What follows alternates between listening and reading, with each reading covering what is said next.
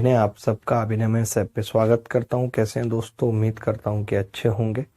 आपकी तैयारी ठीक चल रही होगी। आज की क्लास में हम ज्योमेट्री पढ़ेंगे और ज्योमेट्री ऑलमोस्ट खत्म होने में है, अगली 3 क्लासेस में खत्म हो जाएगी। बहुत सारे सवाल प्रैक्टिस के लिए भी मिलेंगे और वो सवाल आपको करने भी हैं, और कोई डाउट आता है तो पूछना भी है। आज की क्लास में हम सर्किल शुरू करेंगे। पिछली क्लास में हमने जहां तक पढ़ा था वहां से भी सवाल आने की उम्मीद है, बट सर्किल से सवाल 100% आता है, तो सर्किल पे हम फोकस करेंगे। तो चलिए शुरू करते हैं। सर्किल आज की क्लास में हेडिंग लगा लीजिए वृत्त। वृत्त क्या होता है, ये चीज सीखनी है, समझनी है। तो सर्किल का मतलब होता है वृत्त। वृत्त क्या होता है? वृत्त एक ऐसे बिंदु के लोकस को कहते हैं जिसकी एक निश्चित बिंदु से दूरी हमेशा बराबर हो। लोकस का मतलब होता है बिंदु पथ। लोकस का मतलब होता है बिंदु पथ, यानी किसी बिंदु का पथ। तो एक ऐसे बिंदु का पथ, एक ऐसे बिंदु का पथ जिसकी एक निश्चित बिंदु से दूरी बराबर है हमेशा,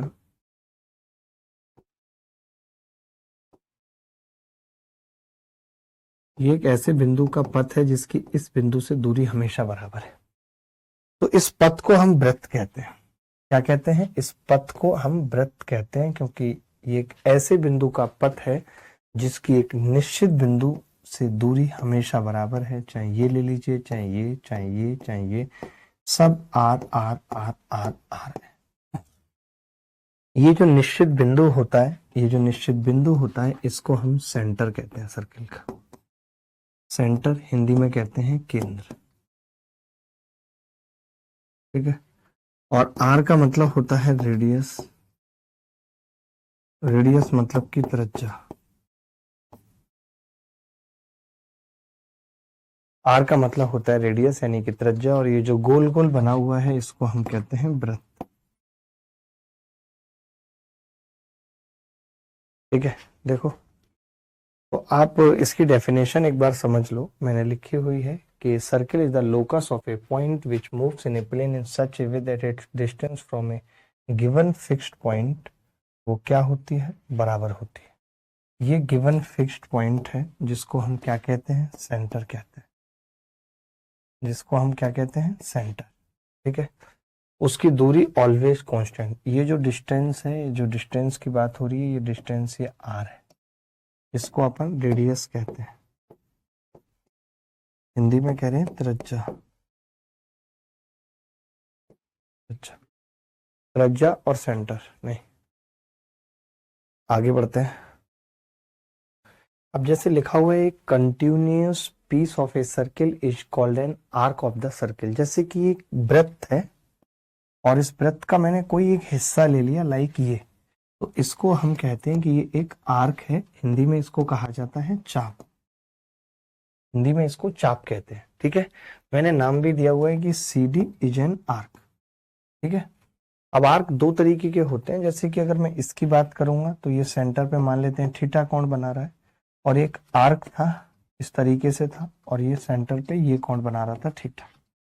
ये थीटा मुझे साफ साफ दिख रहा है कि 180 से बड़ा है, और ये थीटा मुझे साफ साफ दिख रहा है कि 180 से छोटा है। तो जब थीटा 100, साइलेंट कर दीजिए ना, जब थीटा 180 से छोटा हो तो इसे हम माइनर आर्क कहते हैं। माइनर आर्क यानी कि लघु चाप। लघु चाप कहते हैं। और जब थीटा 180 से बड़ा हो तो हम इसे दीर्घ चाप कहते हैं। दीर्घ चाप कहते हैं। लिख लीजिए, a continuous piece of a circle is called an arc of the circle. CD एक आर्क है।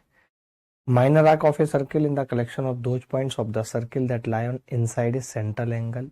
CD is minor arc. ये मैंने माइनर आर्क बोली है। जहाँ एंगल थीटा 180 से छोटा हो वो माइनर आर्क है, और थीटा 180 से बड़ा हो तो उसे हम कहते हैं दीर्घ आर्क।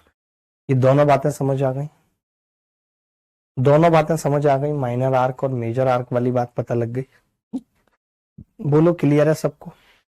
अभी मैं वृत्त का बेसिक बता रहा हूं कि वृत्त होता क्या है, और हर एक ये छोटी छोटी लाइनें लिखा पाना संभव नहीं है, इसीलिए लिख कर लाया हूं। ठीक है। अब ये कह रहा है मेजर आर्क के बारे में लिखा हुआ है, major arc of a circle is the collection of points of the circle that lie on or outside a central angle. बाहर है पॉइंट्स, तो हम उसको कहते हैं कि वो मेजर आर्क है। देख लीजिए, केंद्रीय कोण, सीधी सीधी बात समझ लीजिए, यहाँ पे जो सेंट्रल एंगल है वो ग्रेटर देन 180 डिग्री होना चाहिए मेजर आर्क के केस में, और माइनर आर्क के केस में जो सेंट्रल एंगल है वो लेस देन 180 डिग्री होना चाहिए। बस इतनी सी बात काफी है। अगर 180 से छोटा होगा तो माइनर आर्क होगी, 180 से बड़ा होगा तो मेजर आर्क होगी। ठीक है। सेगमेंट ऑफ ए सर्किल को हिंदी में कहते हैं वृत्तखंड। क्या है? वृत्तखंड। देखो लिखा हुआ है, chord PQ divides the circle in two parts, each part is called a segment of circle। जैसे कि ये जो PQ है इसे हम कहते हैं कि ये कॉर्ड है, इस लाइन को कहा जाता है कॉर्ड, यानी कि जीवा, जीवा कहा जाता है। ठीक है, कॉर्ड। ये वृत्त को दो पार्ट में डिवाइड कर रही है, आप देख रहे हैं, एक ये पार्ट है और आप देख रहे हैं एक ये पार्ट है। इसको हम कहते हैं मेजर सेगमेंट। जो मेजर आर्क द्वारा बना है वो मेजर सेगमेंट है, यानी दीर्घ वृत्तखंड, दीर्घ वृत्तखंड। और जो इधर बना है ये लघु वृत्तखंड है, लघु वृत्तखंड यानी कि माइनर सेगमेंट। जो छोटे चाप पे बना है वो छोटा वृत्तखंड है, जो बड़े चाप पे बना है वो बड़ा वृत्तखंड है। यानी कि जीवा अगर हम खींचें किसी वृत्त में तो वो उस वृत्त को दो पार्ट्स में डिवाइड करती है। जीवा उस वृत्त को दो पार्ट्स में डिवाइड करती है। तो पहले डायमीटर समझिए, डायमीटर होता क्या है? डायमीटर को हम हिंदी में कहते हैं व्यास। व्यास बराबर होता है 2 इंटू रेडियस। इसे हम हमेशा d से डिनोट करेंगे, d बराबर 2r। ठीक है। तो जो डायमीटर होता है वो लॉन्गेस्ट कॉर्ड ऑफ सर्किल होती है, लॉन्गेस्ट कॉर्ड ऑफ सर्किल यही होती है, यानी वृत्त की सबसे बड़ी जीवा, सबसे बड़ी जीवा ये क्या होती है? डायमीटर होती है। वृत्त की सबसे बड़ी जीवा ही डायमीटर होती है, जो वृत्त को दो इक्वल भागों में बांटती है, सेंटर से पास करेगी, पासिंग थ्रू द सेंटर करेगी, वरना ऊपर खींचेंगे तो छोटी हो जाएगी। पासिंग थ्रू सेंटर, सेंटर से गुजरती है, या पासिस लिख देना, थ्रू सेंटर, केंद्र से होकर गुजरती है। Divide circle into two equal part, two equal parts. वृत्त को क्या है? दो बराबर भागों में बांटती है, वृत्त को दो बराबर भागों में बांटती है, और इन भागों को आपस में हम क्या कहते हैं? सेमी सर्किल, अर्धवृत्तखंड। क्या कहते हैं इनको? अर्ध वृत्तखंड, सेमी सर्किल। इतनी सी बात अगर समझ आ गई है तो आगे बढ़ेंगे। बताओ, यहां तक सबको बात समझ आ गई? वृत्त क्या है, डायमीटर क्या है, रेडियस क्या है, कॉर्ड्स क्या है, किस तरीके से वो डिवाइड करती हैं कॉर्ड्स को, ये सबको पता लग गया? नहीं, ये हमने सेगमेंट के बारे में बता रखा है कि segment containing major arc is called major segment. जो आपको पीछे मैंने कहा था कि जो बड़े चाप पर बनता है वो बड़ा खंड है, वृत्त का दीर्घ वृत्तखंड है। जो लघु चाप पे बन रहा है वो लघु वृत्तखंड है। बस इतनी सी बात मैंने बताई है। एक वृत्त के दीर्घ और लघु खंडों को एक दूसरे का वैकल्पिक खंड कहा जाता है। इन दूसरे को, इनको आपस में हम क्या कहते हैं? ठीक है, अब हम इनको आपस में क्या कहते हैं? एक दूसरे को अल्टरनेट सेगमेंट, आपस में एक दूसरे को इनको क्या कहते हैं? अल्टरनेट सेगमेंट कहते हैं। ये सब चीजें जानना बहुत जरूरी है। जब मैं प्रॉपर्टी बताऊंगा सर्किल की, जब मैं कहूंगा कि वृत्त के एक ही खंड में, एक ही सेगमेंट में बने कोण बराबर होते हैं, तो आपको उस वक्त बताया नहीं जाएगा कि सेगमेंट क्या है, आपको खुद से समझना है। तो जो अभी मैं टर्मिनोलॉजी बता रहा हूं आपको कि एक ही सेगमेंट, डायमीटर, कॉर्ड, ये सब क्या होता है, इसको अच्छे से समझना है, क्योंकि बहुत सारे लोग बच्चे होंगे अभी, तो वो जो बच्चे जितने भी हैं उनको ये चीजें नोट करनी है मेरे साथ साथ। पहले ये बातें एक बार और देख लीजिए, जैसे कि ये एक वृत्त है, ओ इसका सेंटर है, ओ इसका सेंटर है, ओ। और अच्छे से एक बार समझ लीजिए इस बात को कि ओ सेंटर है, ओ बी बराबर ओ ए रेडियस होगी, ए बी एक डायमीटर होगा, व्यास होगा, डायमीटर ट्वाइस ऑफ रेडियस के बराबर होगा, सी डी एक कॉर्ड है, एस आर एक छेदक रेखा है, जो रेखा वृत्त को चीरती हुई चली जाती है, जैसे इसे हम क्या बोल रहे हैं, डायमीटर, डायमीटर बोल रहे हैं। ये जो रेखा छेदती हुई जा रही है इसको हम क्या कह रहे हैं, सेकेंट लाइन। ये सब वर्ड्स आपसे पूछूंगा मैं। छेदक रेखा जो वृत्त को इस तरीके से दो भागों में बांट रही है उसे हम क्या कह रहे हैं, कॉर्ड जीवा। जो वृत्त को काटने की कोशिश तो कर रही थी बट छूती हुई चली गई, लाइक ऐसे, इसे हम क्या कहते हैं, वृत्त की टेंजेंट यानी स्पर्श रेखा। इसको हम क्या कहते हैं, वृत्त की टेंजेंट स्पर्श रेखा, स्पर्श रेखा। A B is the largest chord, मैंने बताया है कि डायमीटर सबसे बड़ी जीवा होती है। यहां तक समझ गए तो हम आगे बढ़ेंगे। चलिए आगे बढ़ते हैं। अब कुछ प्रॉपर्टी छोटी छोटी जो हम जानेंगे, साथ साथ सीखेंगे। मैंने कोशिश की है कि मैं उतने अच्छे तरीके से आपको लिख के ला पाऊं। एक बात हमेशा पूछी जाती है और कही जाती है कि there is a one and only one circle passing through three non collinear points. इसका मतलब है कि तीन असंरेखीय बिंदु, ये असंरेखीय हम क्यों लिख रहे हैं, क्योंकि अगर एक ही रेखा में होंगे तो वृत्त नहीं गुजरेगा उनसे। तीन असंरेखीय बिंदुओं से केवल और केवल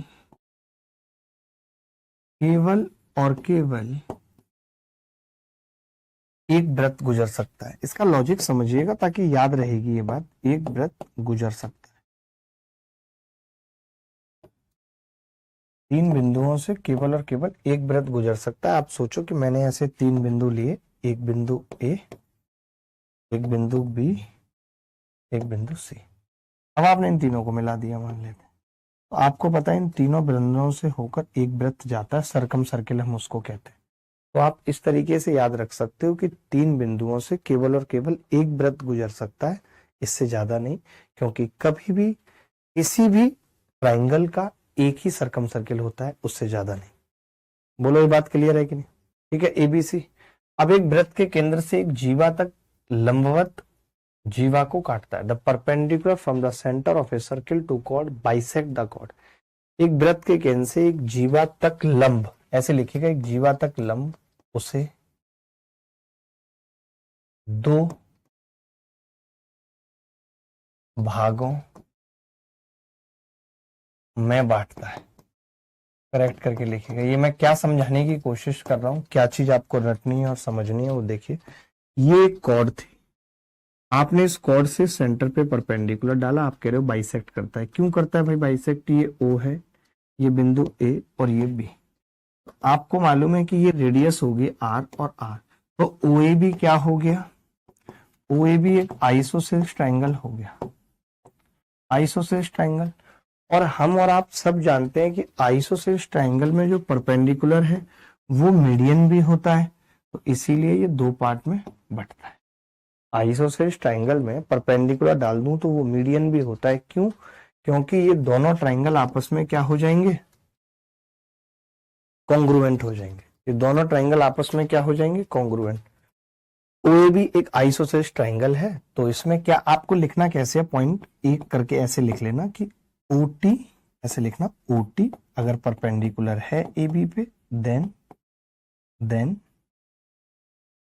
ए टी बराबर टी बी, ऐसे लिख लेना, ठीक है। और इसका ऐसे ब्रैकेट में ये भी कर देना कि वाइस वर्सा भी ट्रू है, वाइस वर्सा भी ट्रू है, वाइस वर्सा भी ट्रू है। आगे बढ़े। यहां तक किसी को दिक्कत आई है इस चीज को समझने में? इस पेज पे मैंने दो ही बातें बताई हैं। एक तो कि तीन असंरेखीय बिंदुओं से, तीन अलग अलग बिंदुओं से जो कि एक रेखा में नहीं है, केवल और केवल उससे एक वृत्त गुजर सकता है, पहली चीज। दूसरी चीज मैंने ये बताई है कि अगर हम सेंटर से किसी कॉर्ड पे परपेंडिकुलर खींचते हैं तो वो उस कॉर्ड को बाइसेक्ट करता है, दो भागों में बांटता है। ठीक है, ओ से हमने परपेंडिकुलर खींचा AB पे, क्या होता है, दो भागों में बांटता है, तो AT बराबर TB आ जाएगा। और उल्टा भी होगा कि अगर हमने सेंटर से कोई रेखा खींची है, अगला पॉइंट लिखने जा रहे हैं, आप देख रहे हैं अगला पॉइंट है कि equal chords of a circle are equidistant from the centre. अगर वृत्त के अंदर कोई दो जीवाएं हैं तो उनकी केंद्र से दूरी बराबर होती है। इसको किस तरीके से लिखेंगे, जैसे लाइक ये दो कॉर्ड हैं AB और CD, इसका वाइस वर्सा भी ट्रू होगा, ये OM और N। तो हम कैसे लिखेंगे इस चीज को, हम कहेंगे कि इफ OM बराबर ON, अगर ये दोनों की सेंटर से दूरी बराबर है तो दोनों कॉर्ड बराबर होंगी AB बराबर CD। और हम नीचे लिख देंगे कि वाइस वर्सा भी ट्रू है। इसका मतलब है वाइस वर्सा ट्रू का मतलब क्या है कि अगर कॉर्ड बराबर है तो उनकी सेंटर से दूरी भी बराबर होगी।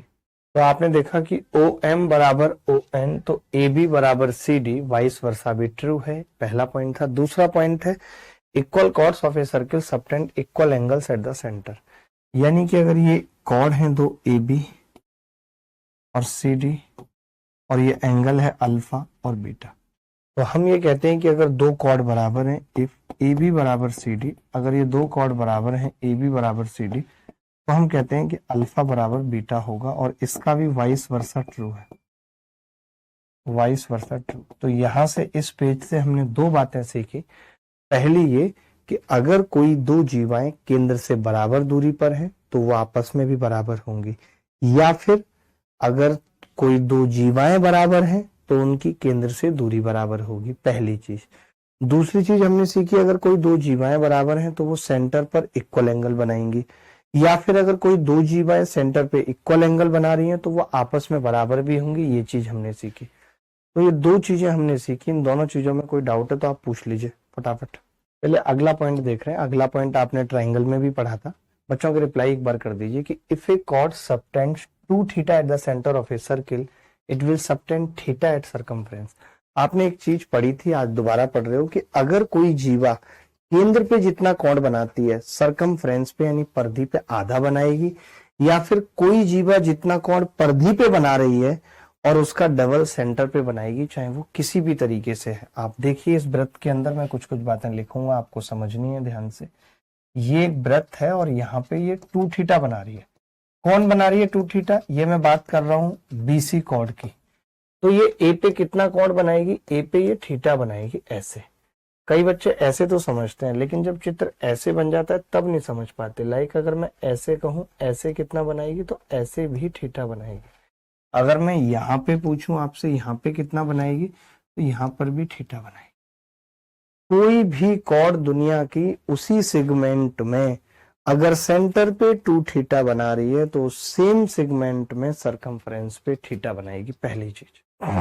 ये सबको समझ आई बात। दूसरी बात क्या है, any chord subtends equal angle at circumference in the same segment. जैसे अब आप ये देख रहे हो, एक चीज आपने यहीं पे देखी कि ये जो कॉर्ड थी BC, ये यहाँ भी थीटा बना रही है, यहाँ भी थीटा बना रही है, यहाँ भी थीटा बना रही है। क्यों बना रही है भाई, क्योंकि सेंटर पे तो ये एक ही एंगल बनाएगी 2 थीटा, और ऊपर हर जगह उसका आधा होगा थीटा।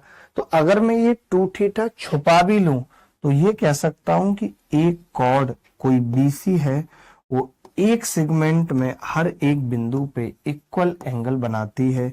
यहां भी थीटा बना रही है ये कॉर्ड यहां भी थीटा बना रही है, ये कॉर्ड यहां भी थीटा बना रही है। बात खत्म।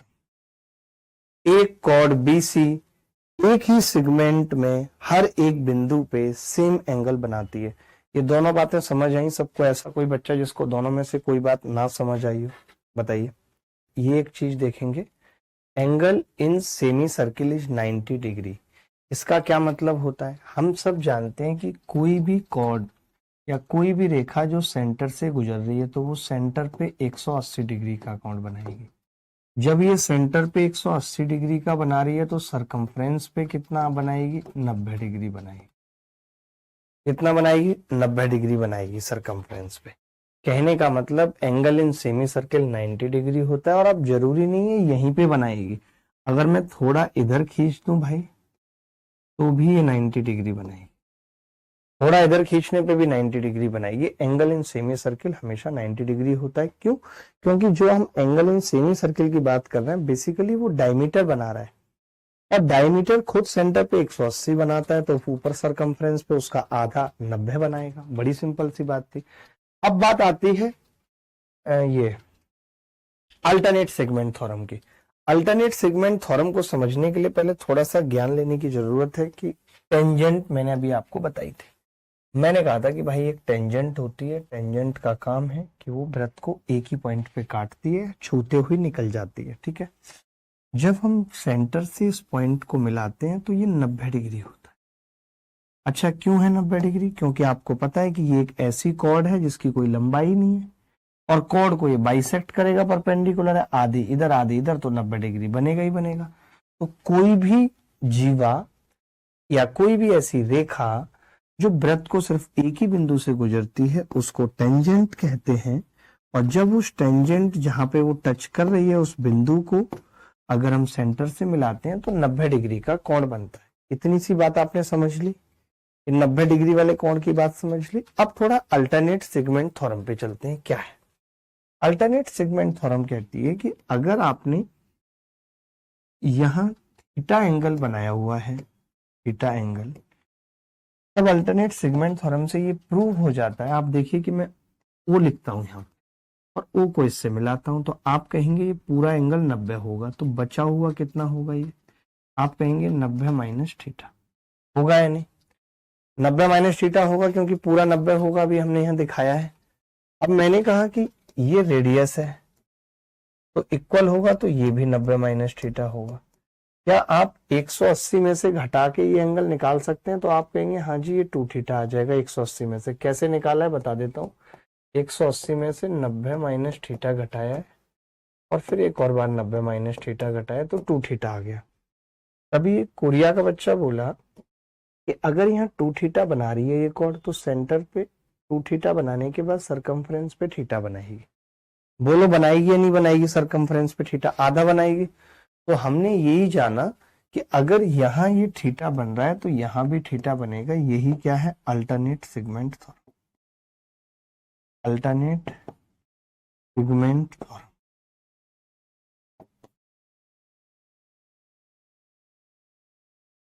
पीछे दिखाऊंगा, पहले जो मैंने प्रूफ किया इस चीज को नोट कर लीजिए अच्छे से। देखो भाई, अब यही मैंने यहां पे लिखा था, ये अगर टेंजेंट है, कलर ले लेता हूं, ये अगर टेंजेंट है और ये थीटा बन गया तो फिर ये थीटा होगा, ये भी थीटा होगा। अगर मैं थोड़ा और खिसका के इधर बना लेता हूं तो आप इसको थीटा ऐसे भी कह सकते हो और ऐसे भी कह सकते हो कि एक सिंगल कॉर्ड है वो एक सेगमेंट में इक्वल एंगल बनाएगी। ये भी थीटा होगा, ये भी थीटा होगा। इसे अल्टरनेट सेगमेंट थ्योरम कहते हैं। इसको अच्छे से नोट कर लीजिए। चलिए आगे बढ़ते हैं। अब कुछ सवाल भी करेंगे थोड़ी देर में। मैं चाहता हूं कि आप थोड़ा सा कम पढ़ते हैं, कि मतलब थ्योरम्स कम पढ़ते हैं, वरना आप याद नहीं रख पाएंगे इतना कुछ। सीधे सवालों पे आते हैं, क्योंकि प्रॉपर्टी तो बहुत है, सवाल करना जरूरी है। और कुछ मैं प्रीवियस ईयर सवाल भी आपसे पूछूंगा, कुछ भी ऐसा नहीं है कि बहुत मुश्किल चीजें पूछूंगा। जो इस साल पेपर में आई हैं, कभी भी पेपर में आई हैं, उस तरीके की चीजें पूछूंगा। ये देख लो, ओ केंद्र वाले एक वृत्त में एसी और बीडी दो जीवाएं हैं। ओ केंद्र वाले वृत्त में एबी, एबी व्यास है, एसी और बीडी दो जीवाएं हैं, एसी और बीडी दो जीवाएं जो ई पर मिलती है। यदि एईबी बराबर 36 डिग्री है, एईबी 36 डिग्री है, तो आपसे पूछ रहा है डीओसी का मान बताओ क्या होगा। बड़ा प्यारा सवाल है। बताएगा कोई आप में से डीओसी का मान क्या होगा? ओ सेंटर है, ओ सेंटर है, और डीओसी पूछ रहा है,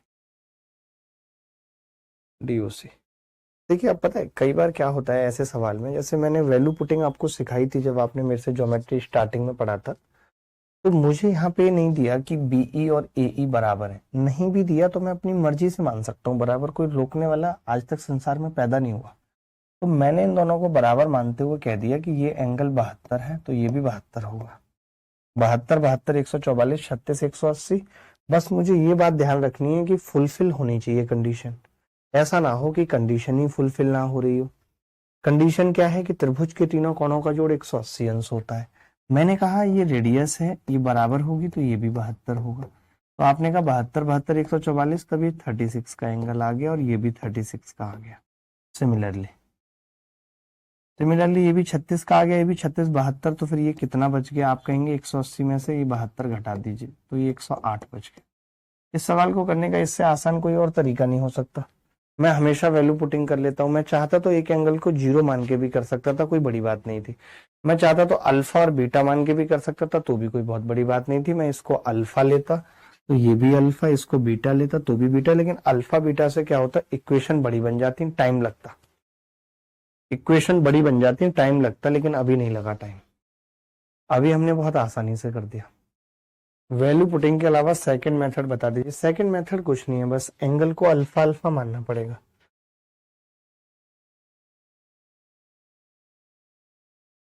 हम क्या करेंगे, इस एंगल को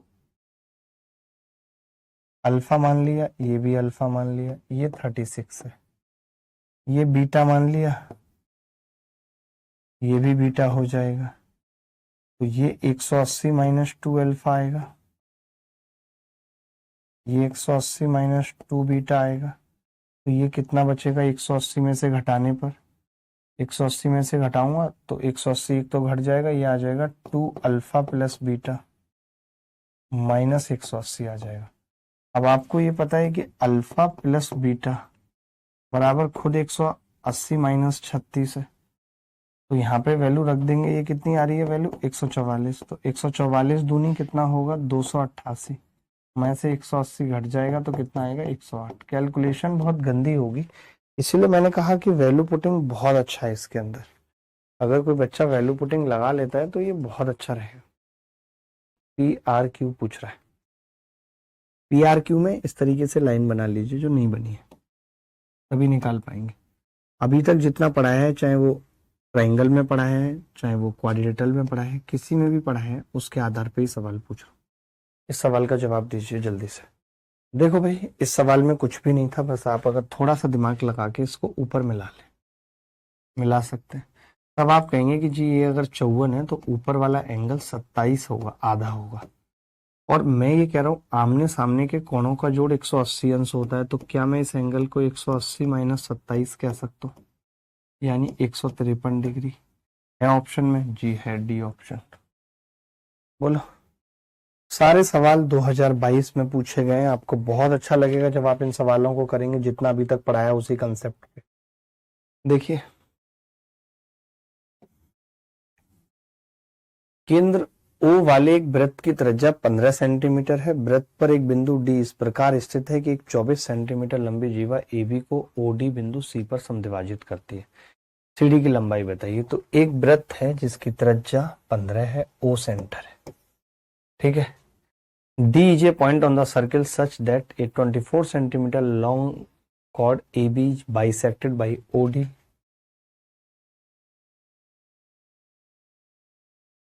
OD C पे बाइसेक्ट करती है AB कॉर्ड। आपको पता है अगर बाइसेक्ट करती है तब ये 90 डिग्री का एंगल होगा या नहीं होगा? Find the length of CD आपसे पूछ रहा है। गजब सवाल, लेंथ ऑफ CD आपसे पूछ रहा है, निकाल देंगे, कोई बड़ी बात नहीं है। देखो, अब जैसे CD पूछ रहा है तो मैं ये कह सकता हूं कि OD में से अगर मैं OC निकाल देता हूं तो बात बन जाएगी। और OD बेसिकली रेडियस ही है, जो हमें कितनी दे रखी है? 15। अब रेडियस 15 है, समझना बात को, रेडियस 15 है और ये कॉर्ड कितनी थी? 24, बाइसेक्ट हो रही है 12, तो क्या ये निकाल पाएंगे ये? तो आप कहेंगे 12 ये 15, तो ये कितनी आ जाएगी? 9। 9 12 15 का ट्रिपलेट होता है। ये 9 मैंने कैसे निकाला है? वैसे अंडर रूट पाइथागोरस लगाइए, 15 का स्क्वायर माइनस 12 का स्क्वायर बराबर अंडर रूट 81। तो ये कितना आ गया जी? 9। ये आ गया 9। अब मुझे ये निकालना था OD माइनस OC, तो 15 में से मैंने 9 घटा दिया, उत्तर कितना आया? 6। ये उत्तर है। किस किस का उत्तर आ रहा था भाई? इसने ये कहा था कि ये कॉर्ड AB है और O सेंटर से एक बिंदु D इस प्रकार है कि जो AB को बाइसेक्ट कर रहा है, यानी AB अगर 24 है तो ये 12 12 के 2 पार्ट होंगे। ये रेडियस 15 थी, ये 12 थी, पाइथागोरस से ये 9 आ जाएगी, 9 12 15। हमसे CD पूछ रहा था, O से यहाँ तक की दूरी भी रेडियस होगी जो 15 है। 15 में से हमने ये 9 घटा दिया तो उत्तर कितना आ गया? 6, नो डाउट। ये देखिए CGL मेंस 2019 का सवाल है, जल्दी से बताएंगे उत्तर। एक वृत्त में O वृत्त का केंद्र है, पूरा सवाल पढ़ लेते हैं। जीवा AB और CD P पर एक दूसरे को काटती हैं, AB और CD P पर एक दूसरे को काटती हैं, AB और CD। AOD 32 डिग्री है, गंदा सा सवाल है। AOD 32 डिग्री है और COB 26 डिग्री है। APD का मान पूछ रहा है, ये 26 डिग्री है। गजब। APD पूछ रहा है, मुझे लगता है अंदर काटेंगे क्योंकि बाहर नहीं काटेंगे, बाहर काटने पे ऐसी स्थितियां पैदा नहीं होंगी। APD का माप किस किस के बीच में है ये पूछ रहा है। वैसे APD का जो माप होता है वो हाफ ऑफ 32 प्लस 26 होगा। कैसे होगा वो देख लीजिए, अभी मैं बताऊंगा। 6 और 2 8, 3 और 2 5, 58 को 2 से भाग देंगे, 29 डिग्री। और 29 किसके बीच है? ए। ये आंसर आएगा। वो बाहर नहीं काटेंगे क्योंकि बाहर काटने पे ये 32 नहीं हो सकता, इतना बड़ा एंगल है। और जब ना दिया हो कि कहाँ काटेंगे तो हम अंदर ही कटवाएंगे, जब तक बोले ना कि बाहर काट रही है। ठीक है, तो एक कॉर्ड थी AB और एक कॉर्ड है CD, यही है भाई। AB CD P पर कट कर रही है भाई। अब ध्यान से देखो क्यों मैंने लिखा, वो शॉर्टकट मैंने क्यों बताया, ध्यान से समझना। AOD पूछ दिया हुआ है, AOD अभी भी बड़ा गंदा सा चित्र बन रहा है, थोड़ा सा तो हमें और इस चित्र को ठीक करना था, क्योंकि वो लगना भी चाहिए 32 ना, फिर लगेगा नहीं तो मजा नहीं आएगा, समझ रहे हैं। जैसे मैंने इसको A लिखा है, इसको B, और AOD बनाना है मुझे 32, ऐसे कटवा देते हैं CD को। ये लो CD, ये पॉइंट है O। ठीक है, अब देखो, अब मजा आएगा।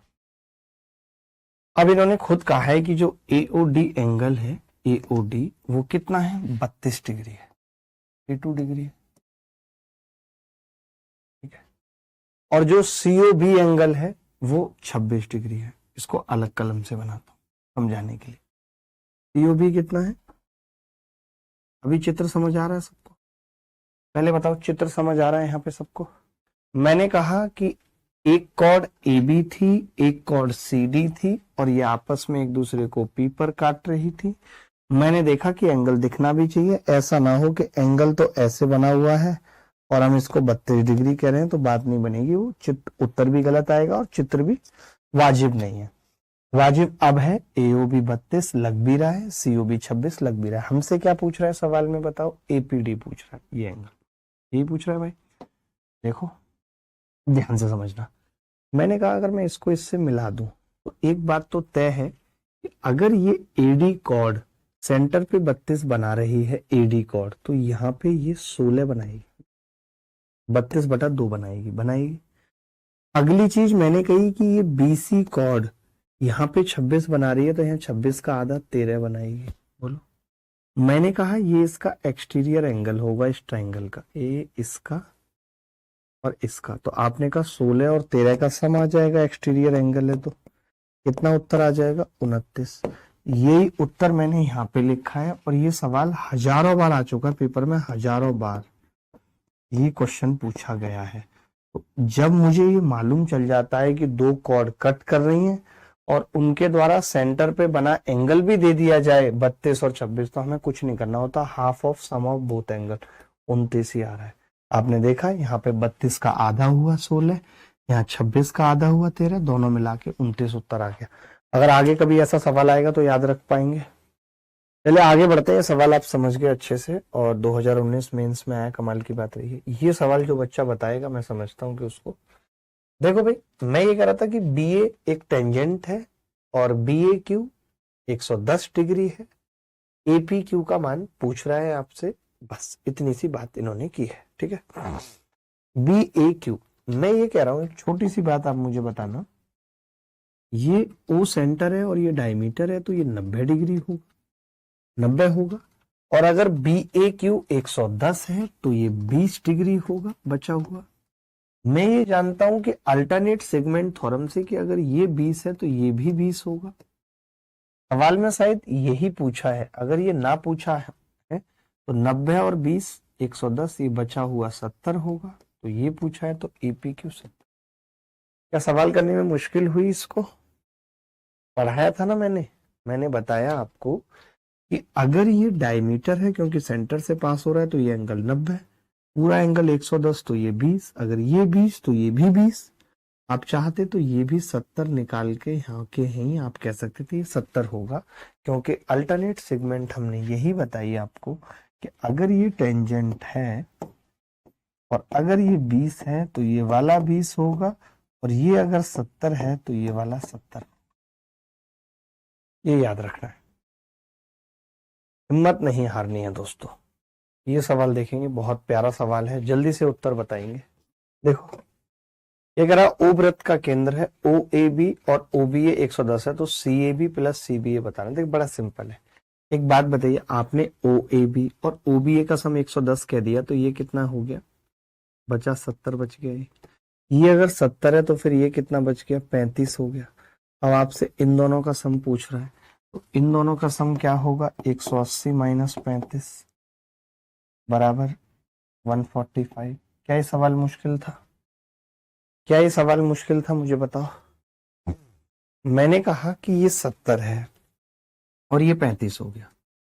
अब अगर ये 70 कैसे आया था? क्योंकि इसका और इसका सम 110 था, तो 180 में से घटा के 70 आ गया। ये 35 कैसे आया? क्योंकि ए बी कोड सेंटर पे 70 बना रही है, तो यहाँ 35 बनाई गया था। यहाँ अगर 35 है तो इन दोनों का सम कितना बचा? 180 में से घटा के निकाल दिया, बात खत्म। ठीक है, 145। ये सवाल देख लो। दिए गए आकृति में ओ वृत्त का केंद्र है ओ ए बी बराबर 40 डिग्री है, ओ ए बी बराबर 40 डिग्री, ये 40 डिग्री है भाई। ए बी सी 100 डिग्री है, ये 100 डिग्री है। तो बी सी ओ का मान ज्ञात करिए। बी सी ओ का मान पूछ रहा है। वाह, देखिए बड़ा कॉमन सेंस वाला सवाल है, कुछ है नहीं सवाल के अंदर, दम नहीं है बिल्कुल भी। ये अगर 100 है तो ये ऊपर 200 होगा, ऊपर डबल होगा, ये 100 तो ये 200, ये 200 तो ये 160 बचेगा। अब ये 160 है और टोटल 360 होता है, तो 160 घटाया बचा 200, 200 में 100 घटा दिया बचा 100, 100 में से 40 घटा दिया 60 डिग्री उत्तर आ गया। अब आप जोड़ लो, इन चारों का सम 360 होना चाहिए, क्योंकि किसी भी क्वाड्रेटल के चारों कोणों का जोड़ 360 डिग्री होता है। ये सवाल देखिए, एसएससी सीजीएल 11 अप्रैल 2022 के सवाल पूछा गया, फटाफट से उत्तर बताएं। ए बी केंद्र ओ वाले वृत्त का व्यास है, ए बी केंद्र ओ वाले वृत्त का व्यास है ओ। ए पर स्पर्श रेखा खींची जाती है, ए पर स्पर्श रेखा खींचती हमने, ये लो। सी वृत्त पर एक ऐसा बिंदु है जिससे बीसी को आगे बढ़ाने पर स्पर्श रेखा से बिंदु को पी पर मिलता है, ये पी पर मिलता है सी। एपीसी बराबर 62 डिग्री है, एपीसी ये एंगल 62 डिग्री है। ठीक है, तो हमसे कह रहा है लघु चाप एसी का माप ज्ञात कीजिए। The find the measure of the minor arc AC. AC कितना एंगल सेंटर पे बना रहा है ये बताना है, एसी आर्क सेंटर पे कितना एंगल बनाना है ये बताना है। तो देखिए बड़ा सिंपल है बताना। मैं कह रहा हूं ये एंगल 90 डिग्री होगा, क्योंकि टेंजेंट है 90 और 62, तो ये कितना बचेगा यहाँ पे? तो आप कहेंगे जी ये यहाँ पे बच जाएगा 90 और 62, 90 में से 62 गए तो 28 बच जाएगा।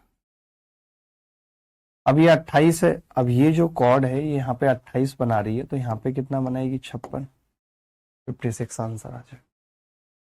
कुछ था क्या इस सवाल के अंदर? बताओ मुझे, कुछ भी अगर आपको 1% भी लगाओ कि जो बताया उससे बाहर कुछ पूछ लिया? नहीं, मैंने कहा ये 90 डिग्री है, ये 62 है, तो ये 28 बच गया।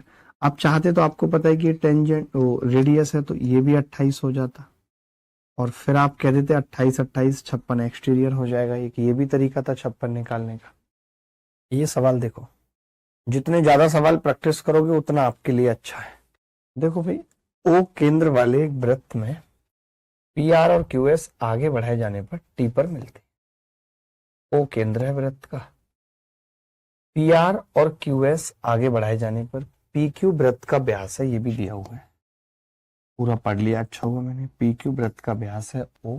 ये वही सवाल है जो भी आपने पीछे देखा था एक सवाल। तो अब देखो मैं आपको याद ही करा दूंगा, ज्यादा अच्छा होगा कि जब ये एंगल दिया हो थीटा और आपसे पी आर और क्यू एस और आपसे पी टी क्यू पूछ रहा है, कहां पर मिलता है ये पी टी क्यू पूछ रहा है और आपको दिया क्या है सवाल में, आर ओ एस। तो आपने देखा था कि ये एंगल जो होता था वो 90 प्लस थीटा बाई 2 होता था, यही पढ़ा था हमने पीछे। तो मैं ये कह सकता हूं कि 90 प्लस थीटा बाई 2 अगर 42 के बराबर है तो थीटा यहां से कितना आ जाएगा भाई, ये तो गलत दिया हुआ है, आर ओ एस 42 है, 90 माइनस थीटा बाई 2 आ रहा था, 36 था ना, 108 उत्तर आ रहा था। ओ केंद्र वाले एक वृत्त में पी आर और क्यू एस आगे बढ़ाए जाने पर टी पर मिलती हैं। पी क्यू वृत्त का व्यास है, आर ओ एस 42 दे रखा है, पी टी क्यू का मान पूछ रहा है। ये आ रहा था यार 42। बच्चे बता, मैं एक बार निकाल के दिखा देता हूँ आपको, वो ज्यादा अच्छा है। पी आर ये 42 डिग्री है। आपको तो पता ही है, अभी हमने जैसे निकाला था कि हम इक्वल मान ले रहे थे, तो अगर मैं 180 में से घटाऊंगा तो कितना आएगा, 180 में से 42 घटाऊंगा, 180 माइनस 42 घटाया मैंने, कितना बचा,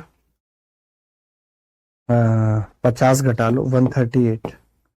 इसको मैंने डिवाइड बाई 2 किया तो 2 निम्मा 2 छिक्के 12, 2 निम्मा 18, 69 आ गया।